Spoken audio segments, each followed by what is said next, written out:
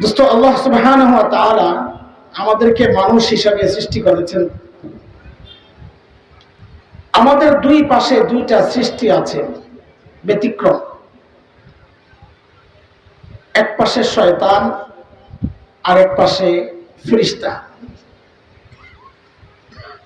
ফেরেশতাদের চরিত্র সম্পর্কে কোরআন আল কারীমের সূরাতুত তাহরীম আয়াত 6 আল্লাহ বলেছেন, লা ইয়াসুনাল্লাহা মা আমারাহু ওয়া ইয়াফআলুনা মা ইউমারুন। যার সরল অর্থ হচ্ছে ফেরেশতারা গুনাহ করতে পারেন না। কি বলেছি বলেন তো? করেন না বলি নাই, কিন্তু গুনাহ করতে পারি না, সে শক্তি নেই। ঠিক এর উল্টা শয়তান, যার চরিত্র হচ্ছে যে ভালো কাজ করতে পারে না। এই দুই ব্যতিক্রম বিপরীত ধর্মী দুই চরিত্রের মাঝামাঝি আল্লাহ আমাদেরকে মানুষ বানাইছেন। আমাদের মধ্যে গুনাহ করার শক্তিও আল্লাহ দিয়েছেন, গুনাহ থেকে বাঁচার শক্তিও আল্লাহ দিয়েছেন। আল্লাহ বলেন, وَنَفْسٍ وَمَا سَوَّاهَا فَأَلْهَمَهَا فُجُورَهَا وَتَقْوَاهَا قَدْ أَفْلَحَ مَنْ زَكَّاهَا وَقَدْ خَابَ مَنْ دَسَّاهَا।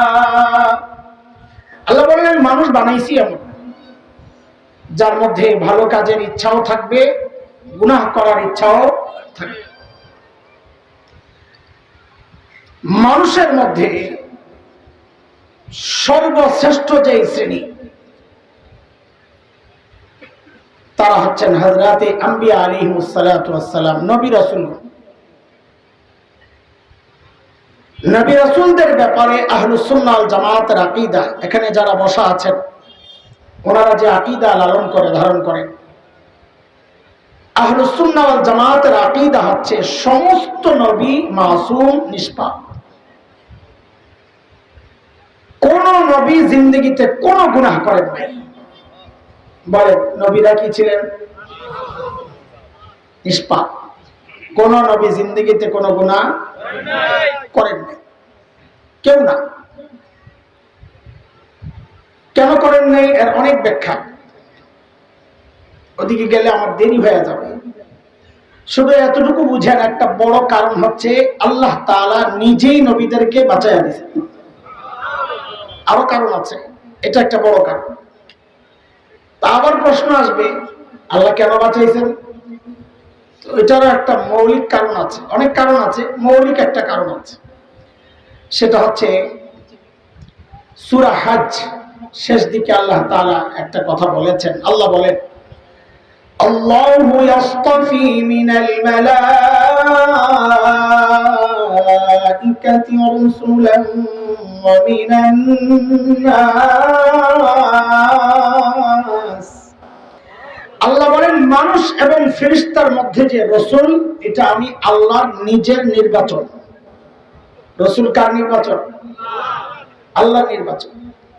কাজে কোন নবী যদি গুনাহ করেন, তো আল্লাহর নির্বাচনটাই প্রশ্নবিদ্ধ হয়ে যাবে যে আমাদেরকে গুনাহ থেকে বাঁচানোর জন্য আপনি কাদেরকে নির্বাচন করলেন? তারা নিজেরাই তো গুনাহ। এই জন্য আল্লাহ তাআলা সমস্ত নবীকে নিজ হাতে গুনাহ থেকে বাঁচায় দিয়েছেন। যেমন ছোট্ট একটা গল্প শোনাই আপনাদেরকে, একটু তাল দিয়ে এরপরে আমার সাথী বানায়া মনোযোগ আনায়া তারপরে কথা আগায়, সুবিধা হবে। হযরত ইউসুফ আলাইহিস সালাতু ওয়াস সালামের নাম শুনছেন? আমার মতো এরকম কালো ছিলেন না? সুন্দর? কেমন সুন্দর? এর চেয়ে সুন্দর দুনিয়ায় আল্লাহ কাউরে বানান নাই, বানাবেনও না। তবে আমাদের নবী ছাড়া, আমাদের নবীর হিসাব আলাদা, ওইটা তুলনা ছাড়া। হযরত ইউসুফ দেখতে সুন্দর, আর আমার নবীর সব অঙ্গ সুন্দর। চোখের দিকে তাকাইলে মনে হয় এর চেয়ে সুন্দর চোখ আর হইতে পারে না। হাসির দিকে তাকাইলে মনে হতো এর চেয়ে সুন্দর হাসি আর হতে পারে না। এই হচ্ছে আমার নবীর সৌন্দর্য। হযরত ইউসুফ আলাইহিস সালামের সৌন্দর্যে পাগল হয়েছিলেন একজন, নাম জানেন তো না কি? হ্যাঁ, আপনারা টেলিভিশন দেখেন তো, ইউসুফ জুলেখা, এজন্য জানেন, না জানতেন না। জুলেখা পাগল হয়েছে,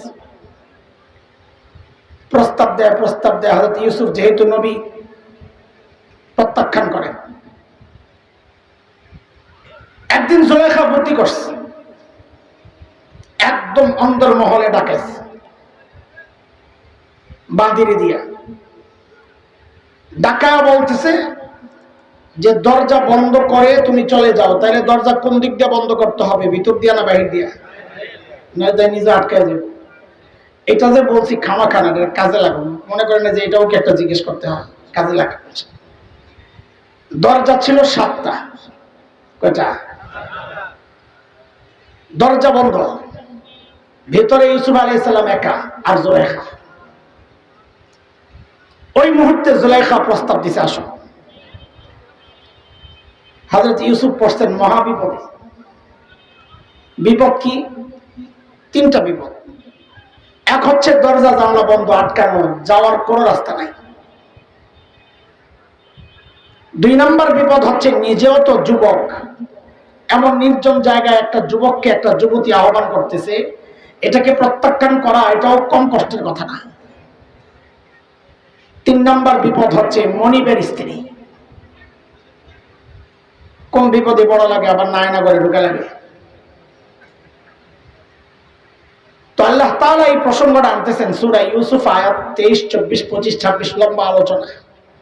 আল্লাহ বলতেছেন, وراودته التي هو في بيتها عن نفسه وغلقت الأبواب وقالت هيت لك قال معاذ الله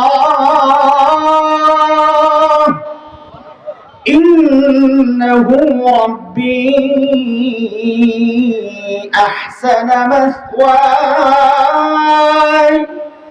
إنه لا يفلح الظالمون।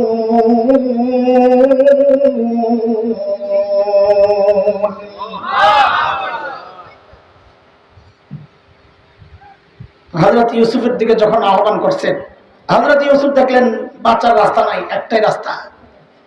আর ওই এক রাস্তাই তিনি গ্রহণ করেছেন। তিনি চিৎকার করে বললেন, মাআযাল্লাহ, ও আল্লাহ আমাকে বাঁচান।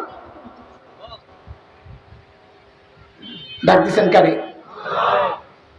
এক আয়াত মাঝখানে বাদ দিতেছি, 24 নম্বর আয়াত। এটা অন্য আলোচনা, মানে এই প্রসঙ্গে, কিন্তু আমার দরকার নাই। আল্লাহ কেমনি বাঁচাইছেন ওরা দেখাইতেছি। واستبق الباب وقدت قميصه من دبر وألف يا سيدها لدى الباب قالت ما جزاء من أراد بأهلك سوءا إلا أن يسجن أو عذاب أليم।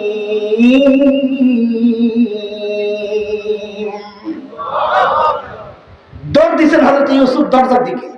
এখানে কথা আছে। দরজা বন্ধ না, কোন দিক দিয়া? ভিতর দিয়া না বাইরে দিয়া? তো হযরত ইউসুফ আলাইহিস সালাম কি বোকা যে বাহির দিয়া দরজা বন্ধ, যে আমি গেলে দরজা খুলে যাবে? আরে ভিতর দিয়া বন্ধ থাকলেও তো এটা একটু ট্রাই করি, তালারে বাইরে ঘুরে ভাঙা যায় কিনা। তো হযরত ইউসুফ দৌড় দিলেন যে এটা হচ্ছে নবীওয়ালা ঈমান। হযরত ইউসুফ চিন্তা করেছেন, আমি যে আল্লাহকে দেখেছি ওই আল্লাহ আমাকে একা ছাড়তে পারেন না, এই ভরসায় দিছেন দৌড়।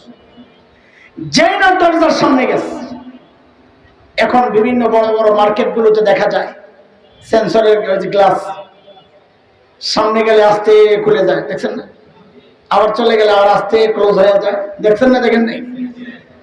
ওটা তো মেশিন লাগানো, ওই জায়গায় লেগে গেছে আল্লাহর হুকুমের মেশিন। যেই না দরজার সামনে হযরত ইউসুফ গেছেন, দরজা খাট করে খুলে গেছে। একটু জিজ্ঞেস করি, আমাদের আলোচনার মূল পয়েন্ট যেটা, দরজা খুলছেন কি? হযরত ইউসুফকে বাঁচাইছেন কি? ওইটাই বলার উদ্দেশ্য। দরজা খুলেছেন। জুলাইখা পেছন দিয়ে দিছে থাবা ধরার জন্য। কোন দিক দিয়া? থাবা তো পিছন দিক দিয়ে দিবে, যে দৌড়ানি দিছে সে তো পিছনেই থাকবে। থাবা দিয়া জামা লাইছে সিরা কোন দিক দিয়া? খেয়াল রাখেন ঘটনা। একটা, দুইটা, তিনটা, সাতটা দরজা ভেঙ্গে একদম সামনে যায় পড়ছে মিশরের গভর্নর এর সামনে। বেটিও যায় পড়ছে জামাইয়ের সামনে। একদম জাগায় পল্টি। পল্টি বুঝেন? হ্যাঁ, ভুলে গেছেন? কি বলে? قالت ما جزاء من أراد بأهلك سوءا। আপনার স্ত্রীর সাথে অপকর্মের চেষ্টা যে করলো তার কি শাস্তি হওয়া উচিত? দোষ করলো নিজে চাপায়া দেয় আরেকজনের কান্দে, পুরাই হাসিনা স্টাইল, ঠিক কিনা? আল্লাহ, হযরত ইউসুফ আলাইহিস সালাম তো পুরা বোকা হয়ে গেছে। কি বলে এটা? জুলাইখার স্বামীও তো অবাক, ইউসুফ তো এমন মানুষ না। ইউসুফ কি খবর, কি করলা? হযরত ইউসুফ বলতেছেন, হিয়া রাওয়াদাতনি আন নাফসি, আমি কিচ্ছু করি নাই, যা করছি উনি করছি। পরে তুমি যে করো নাই তার প্রমাণ দাও। দেখেন আরেক গন্ডগোল। শরীয়তের সিস্টেম এবং আদালতেরও সিস্টেম হচ্ছে প্রমাণ দেয় কে? আল বাইয়িনাতু আলাল মুদ্দাই। যিনি দাবি করেন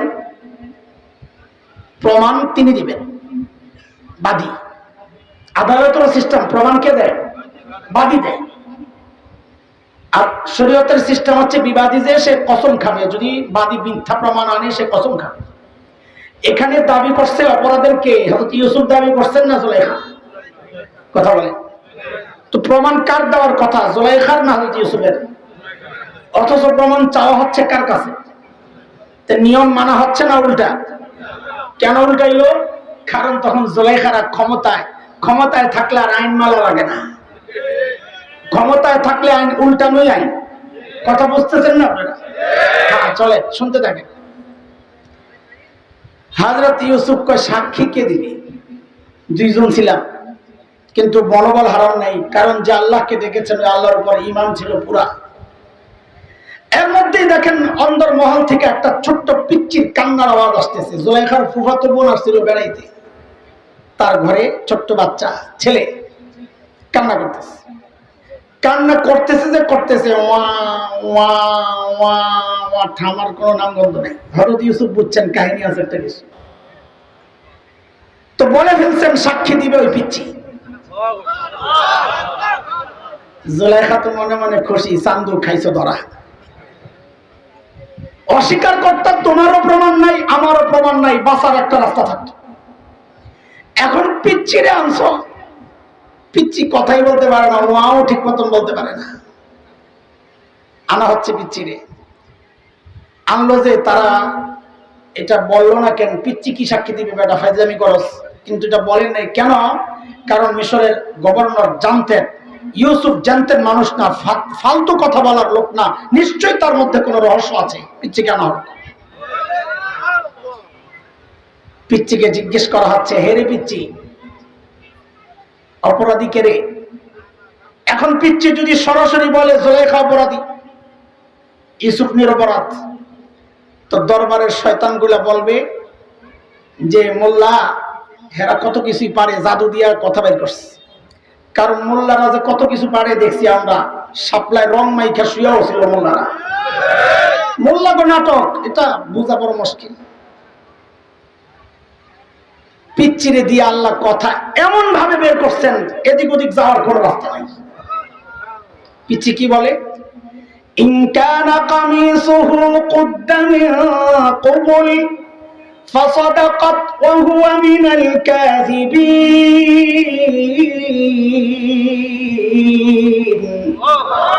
ওয়া ইন কানা কামিসুহু কুদ্দা মিন দুবুর ফাকাযাবাত ওয়া হুয়া মিনাস সাদিকিন। বলে ইউসুফ আলাইহিস সালাম ইউসুফের জামা চেক করেন, জামা চেক করেন। যদি দেখেন জামা পেছন দিয়া ছিঁড়া, তো মনে করবেন জুলাইখা অপরাধী, ইউসুফ নিরপরাধ, পালাইতে ছিল, পিছন দিয়া থাবা মারছে। আর যদি দেখেন যে আমার সামনে দিয়া ছিড়া, তো মনে করবে ইউসুফ অপরাধী, ধরতে গেছে, জুলাইখা বাঁচাইতে গিয়ে আত্মরক্ষার্থে জামা টাইনা টুইনা ছিড়ছে। মিশরের গভর্নর জামা চেক করে দেখে জামা কোন দিক দিয়া ছিড়া, কেস ফিটিং। এখন মিশরের গভর্নর বলে, হারে কি করলা এটা? ইন্না, তোমরা মেয়েরা বড় চক্রান্ত করায়।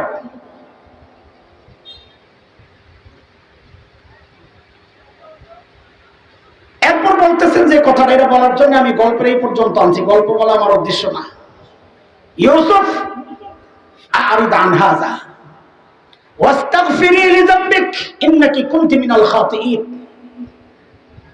ইউসুফকে বলা হচ্ছে, ইউসুফ এই কথা কাউরে বইলো না, এটা আমাদের মান-ইজ্জতের ব্যাপার। আর জুলাইখারে কি বলা হচ্ছে? ভুল করছস, আবার পাটলস, আল্লাহর কাছে মাফ চা। এই কথাটা বলার আমার উদ্দেশ্য, এই জন্য এই পর্যন্ত আনছি। ভুল করলে পাট নিতে হয় না, ভুল করে হুমকি দিতে হয় না, ভুল করে মোবাইলে মোবাইলে এই সমস্ত আজাইরা কথা বলতে হয় না, ভুল করে ক্ষমা চাইতে হয়। ক্ষমা চাইলে জাতি চিন্তা করবে ক্ষমা করবে কি করবে না, কিন্তু যেই স্টাইল চলতেছে এই স্টাইলে জিন্দেগিতে বাংলাদেশে ঢুকা হবে না, হবে না, হবে না ইনশাআল্লাহ। সিস্টেম হচ্ছে ভুল করলে মাফ চাইতে হবে। ঠিক আছে কথা? যাই হোক, মানুষের মধ্যে শ্রেণী হচ্ছে তিনটা। এক নম্বর শ্রেণী হযরতে আম্বিয়া আলাইহিস সালাম, যারা জিন্দেগিতে একজন নবীও কোনো গুনাহ, বলেন এটা ঠিক করে বলেন, কোন নবী কোনো গুনাহ। নবীদের পরের জায়গাটা হচ্ছে হযরতে সাহাবায়ে কেরাম রিদওয়ানুল্লাহি আলাইহিম আজমাইন। সাহাবীদের ব্যাপারে আমাদের চিন্তা, আমাদের বিশ্বাস, সমস্ত সাহাবী মাগফুর, আল্লাহ কর্তৃক ক্ষমাপ্রাপ্ত। আল্লাহ তাদেরকে মাফ করে দিয়েছেন। কেন মাফ করছেন বলে আল্লাহ জানেন, আমি জানি না কেন মাফ করছেন। আমি কি আল্লাহ নাকি? নাউজুবিল্লাহ। তবে একটা জিনিস আমরা বুঝি, কেন মাফ করছেন। কেন? ভুল তো করছেন, সাহাবীদের ভুল হয়েছে না, আল্লাহ মাফ করছেন কেন? আমি আপনি যে মুত্তাকি, আমাদের পাশের মানুষ স্বীকার করে না। এই যে এখানে বড় বড় পিসাবরা আছে, জিজ্ঞেস করেন কারো বউ তার কাছে মুরিদ হয় নাই। আচ্ছা ওনারা জানি না, আমারটা বলি, আমারটা আমার কাছে মুরিদ হয় নাই রে ভাই। যদি বলি মুরিদ হও, বলবো কি আপনি কোন মার্কা পীর জানা আছে? এক পিসাব তো এমন বিপদ, বেচারার ঘরে যায় আর বউয়ের জ্বালানি। একদিন ঘরে গেছে পিসাব, বউ এমন এক চিৎকার দিছে, আহারে আল্লাহ, কি হয়েছে এমন ভাবে চিৎকার দিলে, আমি তো চলে যাব। বলে আজকে দেখছি একটা দৃশ্য, দেখে আমার কলিজা ছিঁড়ে গেছে। কি দেখছো? বলে দেখছি আমাদের বাড়ির সামনে দিয়া এক পীর সাহেব উড়ে উড়ে যায়, আমার কপালে খোদা কোন পীর মিলে, ওটা তো ল্যাংরায় ল্যাংরায় আড়ে। তো পীর সাহেব বলেন কি, আরে পড়া কপাল, এতদিন জানতাম তোর দিল নষ্ট, এখন দেখি চোখটিও নষ্ট। কেন? ভালো করে খেয়াল করস তাই, ওটা যে আমি ছিলাম। ওই পীর সাহেব কে ছিল? উড়ে গেছে যে আমি ছিলাম। এখন বউ কি বলে, তাই তো বলি, আরে খোদা পাংখা একটা ভাঙ্গা খেত। বউ স্বীকার করবে না, আপনি যত বড় বুজুর্গই হন। কথাটা বুঝেন। আমরা নিজেরা মুত্তাকি মনে করলেও আমার পাশের মানুষ স্বীকার করে না। আর আল্লাহর নবীর সাহাবীরা যে মুত্তাকি, এটা আল্লাহ নিজে সাক্ষী দিয়েছেন। কেন সাক্ষী দিলেন? আমার নবীর শাগরেদ সাহাবায়ে কেরাম, ছাত্র, যিনি পড়ান, ফাইনাল পরীক্ষা তিনিই নেন না অন্যরা? বলেন না, ফাইনাল পরীক্ষা যিনি পড়ান তিনিই নেন না অন্যরা? অন্যরা। আমার নবীর সাহাবীদেরকে তাকওয়া পড়াইছেন, প্র্যাকটিক্যাল শিখাইছেন আমার নবী, কিন্তু পরীক্ষা নিছেন আল্লাহ নিজে। আর ওই পরীক্ষার ফলাফল আল্লাহ বলেন পাস। কিছু ভুল যে করছে তা মাফ করে দিছি, যেহেতু ভিতর ঠিক আছে। কার কথা? সূরা হুজুরাত ৩ আয়াত। আল্লাহ বলেন, ইন্নাল্লাযীনা ইয়াগুদ্দুনা আসওয়াতাহুম ইনদা রাসূলিল্লাহ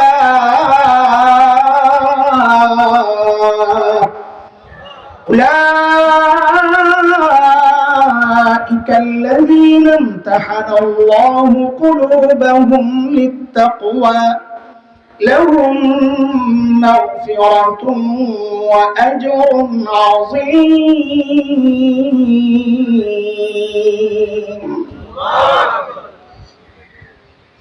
সমস্ত সাহাবীর ব্যাপারে আমাদের আকীদা হচ্ছে সব সাহাবীর আল্লাহ কি করছে?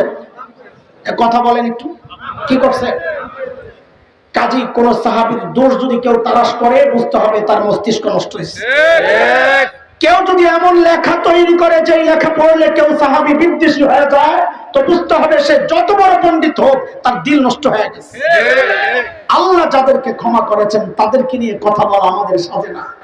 কথা বলেন ঠিক কিনা? এই জন্য এই ব্যাপারে একদম মুখ জবান বন্ধ। আল্লাহ যাদের উপর রাজি, আমি সেখানে অসন্তুষ্টি প্রকাশ করতেছি কোন কারণে? আল্লাহ যাদের সম্পর্কে বলেছেন রাদিয়াল্লাহু আনহু, আমি ওদের উপর রাজি হয়ে গেছি। কাদের উপর?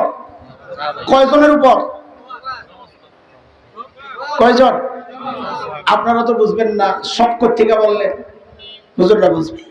আল্লাহ বলেন না রাদিয়াল্লাহু মিনহুম, কি বলছে? মিন আর আনের পার্থক্য আছে না বলো না? আন লিল ইস্তিগরাক, মিন লিত তাবঈজ নাকি? আপনারা বুঝবেন না। রাদিয়াল্লাহু আনহুম, আন সব বোঝায় টোটাল। আল্লাহ তাআলা সমস্ত সাহাবীর উপর রাজি। আল্লাহ যাদের উপর রাজি সেখানে তুমি কেন বক্তব্য দাও? তার মানে তুমি আল্লাহর সিদ্ধান্তে রাজি না, তার মানে তোমার দিল নষ্ট। ঠিক আছে কথা? মানুষের কয় শ্রেণীর কথা বলতেছি? এক শ্রেণী হযরত আম্বিয়া আলাইহিমুস সালাম যাদের কোনো গুনাহ নাই। দ্বিতীয় শ্রেণী হযরতে সাহাবায়ে কেরাম যাদের সব গুনাহ মাফ। তৃতীয় শ্রেণী আমরা যারা আছি, আমাদের অবস্থা কি? এই আমরা প্রায় সবাই এক দুইজন আছেন এগুলা হিসাবের মধ্যে না। আমরা সবাই গুনাহ করেছি, করছি, করে যাচ্ছি। আজকের আলোচনা সাজানোর জন্য আমরা আমাদের গুনাহগুলারে তিন ভাগে ভাগ করতে চাই। আমি কিন্তু এখনো কথা শুরু করিনি, যে মাত্র লাইনে আসছে। আজকের আলোচনার বিষয় আমাদের গুনাহগুলারে কয়টা ভাগে ভাগ করতে চাই? বলেন। আমাদের কিছু গুনাহ আছে আল্লাহ তাআলা এমনি মাফ করে দেন। এটা আমার কথা না, এটা আল্লাহ বলেছেন ওয়ায়াফু আন কাসীর। বহুজনের বহু গুনাহ আমি এমনি মাফ করে দিই। আমাদের গুনাহগুলারে কয় ভাগ করতেছি? এক নাম্বার, বহু গুনাহ আল্লাহ এমনি মাফ করে দেন। দুই নাম্বার, আমাদের বহু গুনাহ আছে যেগুলো আল্লাহ আমাদের নেক আমলের দ্বারা মাফ করে দেন। কার কথা? আল্লাহ বলেছেন ইন্নাল হাসানাত ইউযহিবনাস সাইয়্যাত। বহু নেক আমল বহু গুনাহকে মিটায় দেয়। কার কথা?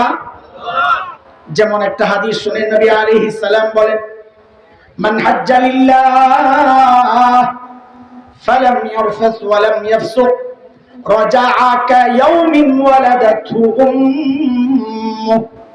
আল্লাহর নবী বলেন কেউ যদি হজ করে বাড়ি আসে, যেই হজের মধ্যে কোনো গুনাহ করে নাই, অশ্লীল কাজে জড়ায় নাই, নবী বলেন সে যখন বাড়িতে আসে ওই হজ তার গুনাহগুলো এমন ভাবে মিটায় দেয় যেন আজকেই তার মা তাকে জন্ম দিলেন।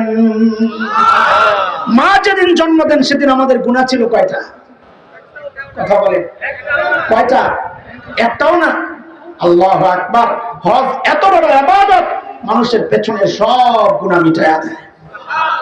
কিন্তু শর্ত আছে হজ কবুল হইতে। এখন হজ কবুল হয় কেমনে? এটার অনেক আলামত আছে। আমার যেটা আলোচনার বিষয়, আমার কথা আমার সামনে রয়ে গেছে মূল। আমি ছোট্ট করে বলি, হজের আগের জিন্দিগি আর পরের জিন্দিগি এক থাকবে না, তাইলে বোঝা যাবে হজ কবুল হইছে। হজের থেকে আসার পর যদি দেখেন যে আগের মতোই, ঘুষ আগেও খাইতো এখনো খায়, সুদ আগেও খাইতো এখনো খায়, তো বুঝবেন তার হজ কবুল হয় নাই। তাইলে এত কষ্ট করে যে হজে গেল, কয়টা কিছু না, আগে আসছিল সন্ত্রাসী, এখন হজের থেকে আসার পর আলহাজ সন্ত্রাসী। পার্থক্য এতটুকু কি? আগে ছিল সুদখোর, এখন আলহাজ সুদখোর। আগে আসছিল হাজি সেলিম, এখন আলহাজ হাজি সেলিম। থাক বলাবেন না, বুঝলে বাদ দেন। আল্লাহু আকবার। তাহলে আমাদের বহু গুনাহ আছে আমাদের আমলের দ্বারা আল্লাহ মিটাইয়া দেন, বুঝে আসছে কথা। কিন্তু আমাদের কিছু গুনাহ আছে যেগুলোর ব্যাপারে আল্লাহর ওয়াদা, আমি এগুলাকে ছাড়ব না, আমি ছাড় দিব কিন্তু ছেড়ে দিব না। ছাড় দিব। এই যে 3 প্রকার গুনার কথা আলোচনা করলাম, দ্রুতই কথা বলবেন, আমরা দ্রুতই আমাদের মূল সাবজেক্টে ঢুকবো ইনশাআল্লাহ।